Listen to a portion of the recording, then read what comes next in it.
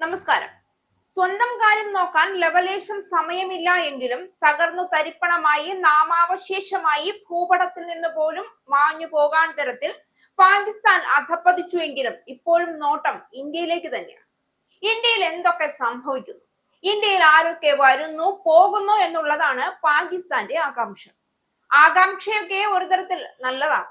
പക്ഷേ പ്രസ്താവന അത് പറയുമ്പോൾ എതിർഭാഗത്തു നിൽക്കുന്നത് നരേന്ദ്രമോദിയെ പോലെ കരളുറപ്പുള്ള ഒരു നേതാവാണെന്നെങ്കിലും കുറഞ്ഞ പക്ഷം പാകിസ്ഥാൻ ഓർക്കണം.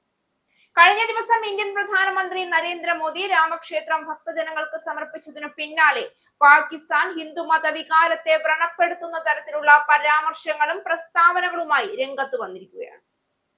മതത്തിന്റെ പേരിൽ മനുഷ്യനെ കൊല്ലുന്ന, മതത്തിന്റെ പേരിൽ മതം പൊട്ടി നടക്കുന്ന പാകിസ്ഥാനികളാണ് മറ്റൊരു മതവിഭാഗത്തിനെ ഇത്തരത്തിൽ കടന്നാക്രമിക്കുന്നത്. ഏത് ഖുറാനിലാണ് മറ്റൊരു വിശ്വാസിയുടെ വിശ്വാസത്തെ വ്രണപ്പെടുത്താനും ചൂഷണം ചെയ്യാനും ഇല്ലായ്മ ചെയ്യാനും പറഞ്ഞിരിക്കുന്നത്? ഇന്ത്യയുടേത് ആർഷഭാരത സംസ്കാരമാണ്.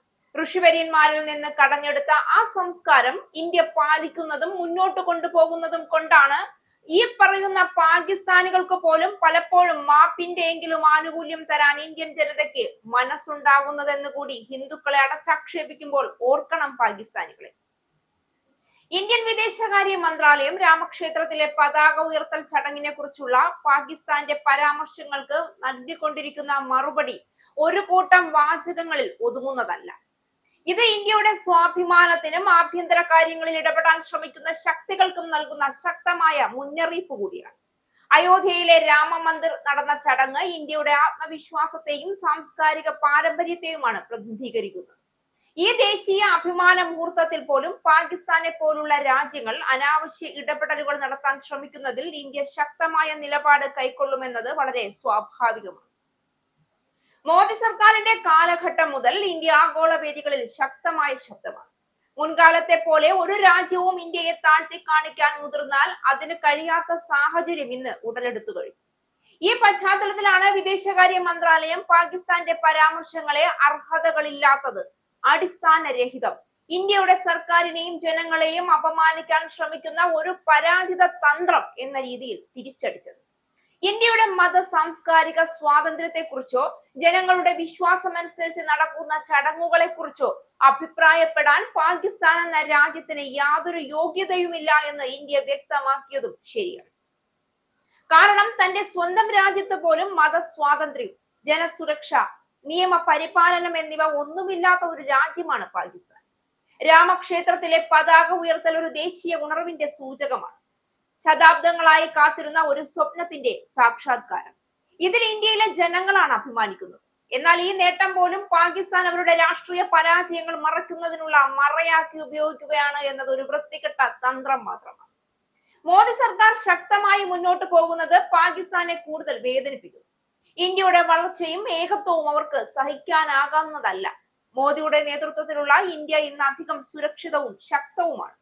രാജ്യത്തെ മതപരമായ ചടങ്ങുകളെ കുറിച്ച് അനാവശ്യ പരാമർശം ചെയ്യാൻ ശ്രമിക്കുന്നവർക്ക് ഇനി മൃദുവായ മറുപടി ഇന്ത്യയിൽ നിന്ന് ലഭിക്കില്ല. വിദേശകാര്യ മന്ത്രാലയത്തിന്റെ ശക്തമായ പ്രതികരണം അത് വ്യക്തമാക്കുകയാണ്.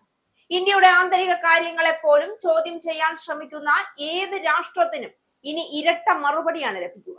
ഇന്ത്യയുടെ സ്വാധീനം ആഗോളതലത്തിൽ ഉയർന്നിരിക്കുന്ന ഈ ഘട്ടത്തിൽ തങ്ങളുടെ തകർച്ച മറയ്ക്കാൻ പാകിസ്ഥാൻ ചെയ്യുന്നത് ഉളുപ്പില്ലാത്ത രീതികളാണ്. തങ്ങളുടെ ആഭ്യന്തര രാഷ്ട്രീയ പ്രതിസന്ധികളും സാമ്പത്തിക തകർച്ചയും മറയ്ക്കാൻ ഇന്ത്യയെ ലക്ഷ്യമിട്ടുകൊണ്ട് പരാമർശം നടത്തുക എന്നത് അവരുടെ പതിവായിരിക്കുകയാണ്.